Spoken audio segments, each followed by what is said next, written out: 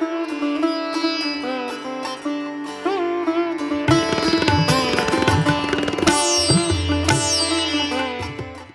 Friends, பங்கஜ நலபாகத்தில் இன்றைக்கி ஒரு சூப்பரான பிரேக்ஃபாஸ்ட் இல்லைனா டின்னர் ரெசிபி தான் பார்க்க போகிறோம். ஃபஸ்ட் டைம் சேனல் பார்க்குறவங்க மறக்காமல் சேனலை சப்ஸ்கிரைப் பண்ணிக்கோங்க. இந்த ரெசிபி பண்ணுறதுக்கு நான் இங்கே பன்னீர் எடுத்திருக்கேன். கடைகளில் ஈஸியாக கிடைக்கும், இல்லைனா நம்ம வீட்டில் கூட பன்னீர் தயார் பண்ணிக்கலாம். பன்னீரை முதல்ல ஃப்ரிட்ஜிலேருந்து எடுத்து ஒரு அரை மணி நேரம் முன்னாடியே வெளியே வச்சிடலாம். இப்போ நம்ம எடுத்த பன்னீரை சின்ன சின்ன துண்டுகளாக கட் பண்ணி ரெடி பண்ணிக்கலாம். பன்னீரை எந்த அளவுக்கு சின்னதாக கட் பண்ணுறீங்களோ அந்த அளவுக்கு நல்லாயிருக்கும். ஏன்னா குழந்தைங்கள்லேருந்து பெரியவங்க வரைக்கும் விரும்பி சாப்பிடுவாங்க. இந்த பிரேக்ஃபாஸ்ட்டு இல்லைனா டின்னர் பண்ணிங்கன்னா 10 நிமிஷத்தில் பண்ணிடலாம். ரொம்பவும் ஈஸியான ரெசிபி. டெய்லி இட்லி தோசை பண்ணுறதுக்கு பதிலாக ஒரு நாள் வித்தியாசமாக இந்த மாதிரி பண்ணி கூட நீங்கள் லஞ்ச் பாக்ஸ் கூட நீங்கள் கொடுத்து விடலாம். ரொம்ப அருமையாக இருக்கும். இப்போ பன்னீர் எல்லாத்தையும் நான் கட் பண்ணிட்டேன். 4 பேர் சாப்பிட்ற அளவுக்கு நான் பண்ணியிருக்கேன். இந்த பன்னீரை ஒரு பாத்திரத்தில் சேர்த்துக்கலாம். எந்த அளவுக்கு பன்னீர் சேர்க்குறீங்களோ அந்த அளவுக்கு இந்த ரெசிபி ரொம்பவே நல்லாயிருக்கும். நம்ம இப்போ பன்னீர் எல்லாத்தையும் பாத்திரத்தில் சேர்த்துக்கலாம். இதன் பிறகு ஒரு மசாலா பொருளாக சேர்த்துக்கலாம். இப்போ இதன் மேலே வீட்லேயே தயார் செய்த கரம் மசாலா தூளை சேர்த்துக்கிறேன். கரம் மசாலா பொடி நம்ம சேனலில் இருக்குது, செக் பண்ணிக்கோங்க. நான் வீக்லி ஒன்ஸு அரைச்சி வச்சுடுவேன். ரொம்பவும் நல்லாயிருக்கும், ஃப்ரெஷ்ஷாகவும் இருக்கும். தேவையான அளவு மஞ்சள் தூள் சேர்த்துக்கலாம். 1/4 டீஸ்பூன் மஞ்சள் தூள் சேர்த்துக்கிறேன். காரத்துக்கு ஏற்ற மாதிரி மிளகாய் தூள் சேர்த்துக்குங்க. காரம் மீடியம் காரம் இருந்தால் ரொம்பவே நல்லாயிருக்கும் சாப்பிடும்போது. இப்போ எல்லாத்தையும் நல்லா மிக்ஸ் பண்ணிக்கலாம். பன்னீர் உடையாமல் இருக்கணும், அதனால் ஒரு ஸ்பூனால் நல்லா மிக்ஸ் பண்ணிக்கலாம். இந்த ரெசிபியை 10 நிமிஷத்தில் செஞ்சிடலாம். இந்த இடத்துல நான் ஆயில் 1 டேபிள் ஸ்பூன் விட்டுக்கிறேன். ஆயில் கேன் நான் அமேசானில் வாங்கினேன். இந்த ஆயில் கேன் லிங்க் வேணும்னா நம்ம வீடியோ டிஸ்கிரிப்ஷனில் கொடுக்குறேன், செக் பண்ணிக்கோங்க. ரொம்ப அருமையாக இருக்குது. இப்போ நல்லா மிக்ஸ் பண்ணிக்கலாம். இந்த இடத்துல நம்ம இன்னும் ஒரு பொருள் சேர்க்க போகிறோம், ரொம்ப முக்கியமாக. அது என்னன்னு பார்த்தோன்னா லெமன் சேர்க்க போகிறோம். லெமன் சேர்த்து செஞ்சோன்னா ரொம்பவும் நல்லாயிருக்கும். இப்போது தேவையான அளவு உப்பு சேர்த்துக்கலாம். அங்கங்கே தனியாக தெரியும், அதனால் உப்பு சேர்த்த பிறகு நல்லா மிக்ஸ் பண்ணிக்கலாம்.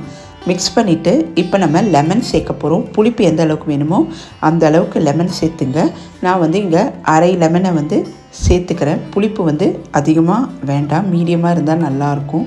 அதையும் சேர்த்து நல்லா மிக்ஸ் பண்ணிடலாம். இதை தனியாக எடுத்து வச்சிடலாம். இப்போ நான் 2 வெங்காயம் எடுத்திருக்கேன். இதை நீல வாக்கில் இந்த மாதிரி கட் பண்ணிக்கிறேன். இந்த மாதிரி வெஜிடபிள்ஸ் எல்லாம் நீல வாக்கில் கட் பண்ணால் தான் இந்த ரெசிபிக்கு ரொம்பவே நல்லாயிருக்கும். இதுக்கு மட்டும் கொஞ்சம் டைம் ஆகும், மற்றபடி இந்த ரெசிபியை ஈஸியாக பண்ணிடலாம். நீல வாக்கில் வெங்காயத்தை நம்ம கட் பண்ணி ரெடியாக வச்சிடலாம். இங்கே 2 வெங்காயம் எடுத்திருக்கேன். இப்போ வெங்காயத்தை நல்லா கட் பண்ணி தனியாக எடுத்து வச்சுருக்கேன். அதே மாதிரி ஒரு தக்காளி தான் எடுத்திருக்கேன். ஏன்னா நம்ம லெமன் ஏற்கனவே சேர்த்ததுனால புளிப்பு அளவாக இருக்கும். இப்போ தக்காளியில் இருக்கிற அந்த சீட்ஸ் எல்லாம் தனியாக எடுத்து வச்சிடலாம். இப்போது தக்காளியை நீல வாக்கில் கட் பண்ணிக்கலாம். சீடோடு சேர்க்கும்போது ரொம்ப தண்ணி விட்ட மாதிரி ஆகிடும், அதனால் சீட்ஸ் எல்லாம் ரிமூவ் பண்ணிவிட்டு தக்காளியை நீல வாக்கில் இந்த மாதிரி கட் பண்ணிக்கலாம். குடைமிளகாய் எடுத்திருக்கேன். குடைமிளகாய் 1 எடுத்திருக்கேன். உங்கள் கிட்டே கலர்ஃபுல்லாக ரெட்டு இல்லைனா எல்லோ இருந்தால் அதை கூட எடுத்துக்கலாம், ரொம்ப அருமையாக இருக்கும். என்கிட்ட இங்கே க்ரீன் தான் இருந்தது, அதையும் நான் நீல வாக்கில் கட் பண்ணி தனியாக எடுத்து வச்சுக்கிறேன். இதுதான் நம்ம சேர்க்கக்கூடிய வெஜிடபிள்ஸ். இது எல்லாத்தையும் நம்ம ரெடி பண்ணிட்டோன்னா ஈஸியாக இந்த ரெசிபி பண்ணிடலாம். இப்போ ஒரு பாத்திரம் எடுத்துக்கலாம். இதில் கொஞ்சமாக நான் ஆயில் விட்டுக்கிறேன். இங்கே 2லேருந்து 3 டேபிள் ஸ்பூன் ஆயில் தான் இதுக்கு செலவாகும். இங்கே சோம்பு சேர்த்துக்கிறேன். நல்ல ஒரு மணத்தை கொடுக்கும். இஞ்சி பூண்டு விழுது சேர்த்துக்கிறேன். சேர்த்துட்டு சிம்மில் வச்சு நல்லா மிக்ஸ் பண்ணிடலாம். சோம்பு இஞ்சி வாசனையோடு ரொம்ப நல்லாயிருக்கும். இங்கே ஃபஸ்ட்டு வெங்காயத்தை வதக்கினா நீல வாக்கில் வெஜிடபிள்ஸ் எல்லாம் கட் பண்ணதுனால இது சீக்கிரமாகவே வதங்கிடும்.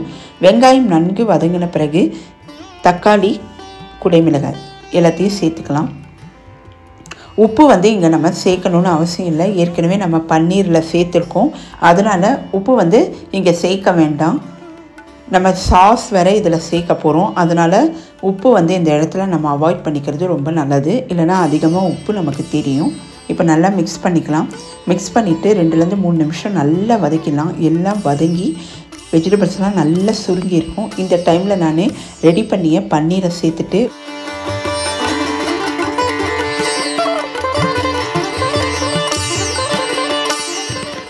நல்லா 2லேருந்து 3 நிமிடம் நல்லா வதக்கிட்டு இதை வந்து தனியாக எடுத்து வச்சிடலாம். இப்போ நமக்கு உள்ளே வைக்கிற ஸ்டஃபிங் ரெடி ஆயிடுச்சு. சூப்பராக ரெடி ஆயிடுச்சு பாருங்கள். இப்போ நான் சப்பாத்தி மாவை சுடுதண்ணியில் கொஞ்சமாக உப்பு சேர்த்து நல்லா பிணைஞ்சி வச்சுருக்கேன். தேவையான அளவு எண்ணெய் நெய் 2த்தையும் சேர்த்துட்டு நல்லா நம்ம சப்பாத்தி மாவை நல்லா பிசைஞ்சி நம்ம சப்பாத்தி இட ஆரம்பிச்சிடலாம்.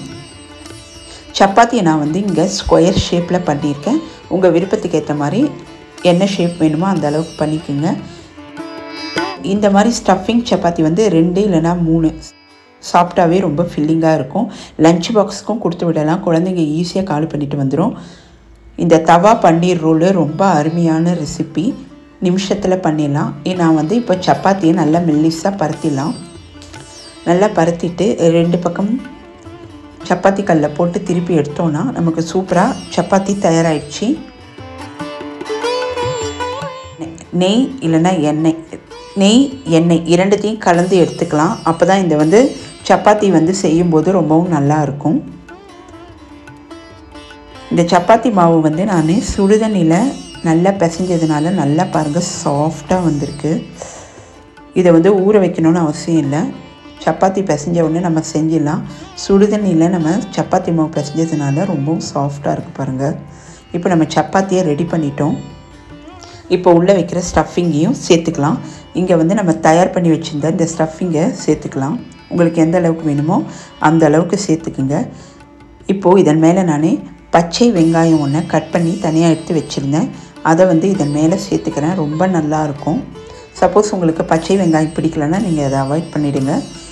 சேர்த்தானா ரொம்பவே டேஸ்ட்டாக இருக்கும். தக்காளி சாஸ் இதை நான் வீட்லேயே தயார் பண்ணி வச்சுப்பேன். 2 வீக்ஸ் ஒன்ஸ் இந்த மாதிரி தயார் பண்ணி ஃப்ரிட்ஜில் எடுத்து வச்சுடுவேன். இப்போ தேவையான அளவு ரிச் டொமேட்டோ சாஸ் இல்லைனா ஹாட் அண்ட் ஸ்வீட் சாஸ் எது வேணால் சொல்லலாம். நீங்கள் உங்களுக்கு ஏற்ற மாதிரி சேர்த்துக்குங்க. இந்த தக்காளி சாஸ் ரெசிபி நம்ம சேனலில் இருக்குது. அப்படி இல்லைனா நான் நெக்ஸ்ட் வீக்கு வீடியோவாக இல்லைனா ஷார்ட்ஸாக அப்லோட் பண்ணுறேன். செக் பண்ணிக்கோங்க. இப்போ நல்லா இதை க்ளோஸ் பண்ணிவிட்டு லஞ்ச் பாக்ஸில் வச்சு கொடுத்து விடலாம். மார்னிங் டிஃபனுக்கு இந்த மாதிரி 2 சப்பாத்தி சாப்பிட்டா ரொம்பவும் ஃபில்லிங்காக இருக்கும். நீங்கள் இந்த மாதிரி முறையில் ட்ரை பண்ணி பாருங்கள். எல்லோரும் ரொம்ப விரும்பி சாப்பிடுவாங்க. நமக்கு இப்போது தவா பன்னீர் ரோல் தயாராகிடுச்சு. இதை நம்ம இப்படியும் லஞ்ச் பாக்ஸில் வச்சு கொடுக்கலாம்.